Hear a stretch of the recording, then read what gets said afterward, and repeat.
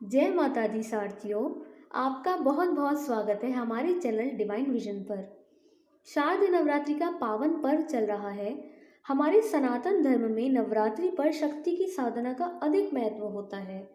आज नवरात्रि का 5वां दिन है और नवरात्रि के 5वें दिन स्कंद माता की पूजा उपासना की जाती है।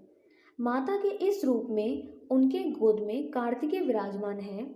माना जाता है कि माता के इस ममतामयी रूप की पूजा अर्चना से बुद्धि और विवेक में वृद्धि होती है। भक्त श्रद्धा भाव से व्रत रख स्कंद माता की पूजा करते हैं। शिव पुराण में स्कंद माता की महिमा का वर्णन विस्तार से है और शास्त्रों में निहित है कि माता की पूजा करने से भक्त को मोक्ष की प्राप्ति होती है। उनकी कृपा से भक्त को मृत्यु लोक में भी स्वर्ग समान सुखों की प्राप्ति होती है। तंत्र मंत्र सीखने वाले भक्त कठिन भक्ति पर माँ को प्रसन्न करते हैं और स्कंद माता अपने भक्तों को सभी दुख हर लेती हैं और उन्हें सुख शांति समृद्धि प्रदान करती हैं।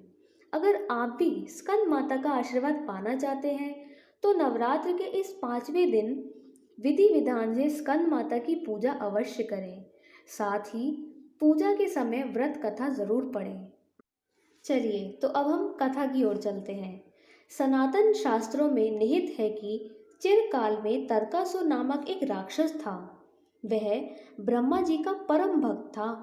एक बार तरकासुर के मन में अमर होने का विचार आया। उस समय तरकासुर ने ब्रह्मा जी की कठिन तपस्या करने से ठानी। कालांतर में तरकासुर ने ब्रह्मा जी की कठिन तपस्या की और लंबे समय तक तपस्या करने से ब्रह्मा जी प्रसन्न हो उठे। हालांकि उन्हें पूर्व से ज्ञात था कि तरकासुर अमर होना चाहता है। जब तरकासुर की तपस्या में लीन था उस समय ब्रह्मा जी प्रकट होकर तरकासुर से बोले, आँख खोलो तरकासुर, मैं तुम्हारी तपस्या से प्रसन्न हुआ हूँ, मांगो, तुम क्या मांगना चाहते हो। ब्रह्मा जी को अपने सन्मुख देख तरकासुर बहुत प्रसन्न हो उठा। उसने तत्क्षण ब्रह्मा जी को प्रणाम किया। इसके पश्चात तरकासुर ने ब्रह्मा जी से अमर होने का वरदान मांगा। यह सुन ब्रह्मा जी कुछ पल के लिए मौन हो गए।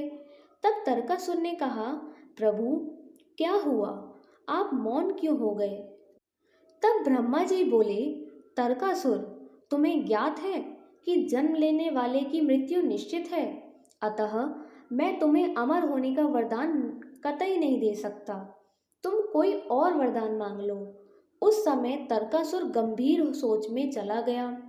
तभी उसके मन में विचार आया कि महादेव तो योगी हैं, सती के वियोग में अब पुनर्विवाह तो नहीं करेंगे। इसके लिए उनके पुत्र के हाथों से मृत्यु का वरदान मांग लेता हूँ। यह भी अमर होने के समतुल्य वरदान है।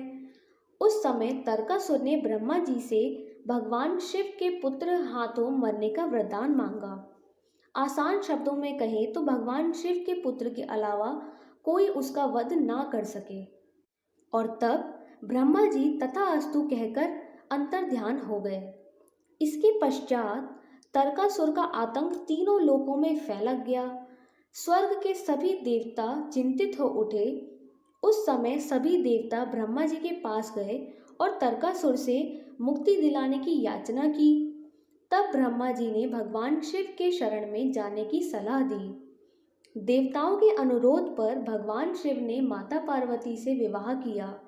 कालांतर में देवताओं के सेनापति स्कंद का अवतार हुआ, अतः माता पार्वती को स्कंद माता कहा जाता है। इसी दौरान जब कार्तिकेय जी का जन्म हुआ तब कुछ समय पश्चात भगवान कार्तिकेय जी के द्वारा तरकासुर का वध किया गया। यहाँ हमारी कथा समाप्त होती है। अब हम जानते हैं स्कंद माता की पूजा कैसे करनी चाहिए। स्कंद माता की पूजा के लिए हमें प्रातः स्नान करने के बाद पीले वस्त्र धारण करने चाहिए और पूजा के लिए हाथ में लाल पुष्प लेकर देवी स्कंद माता का ध्यान करें। देवी को अक्षत, धूप, गंध, फूल, बताशा, पान, सुपारी, लौंग चढ़ाना चाहिए। माता की आरती करके शंख बजाएं और मंत्रों का जाप करें। स्कंद माता की पूजा के समय इस मंत्र का जाप करें, या देवी सर्वभूतेषु मां स्कंदमाता रूपेण संस्थिता। नमस्तस्यै नमस्तस्यै नमस्तस्यै नमो नमः। हमारे वीडियो में अंत तक जुड़े रहने के लिए आप सबका बहुत बहुत शुक्रिया। स्कंद माता आप सबको शक्ति और सुख समृद्धि प्रदान करें। वीडियो अच्छी लगी हो तो लाइक करना ना भूलें और चैनल को ज़रूर सब्सक्राइब करें। जय माता दी।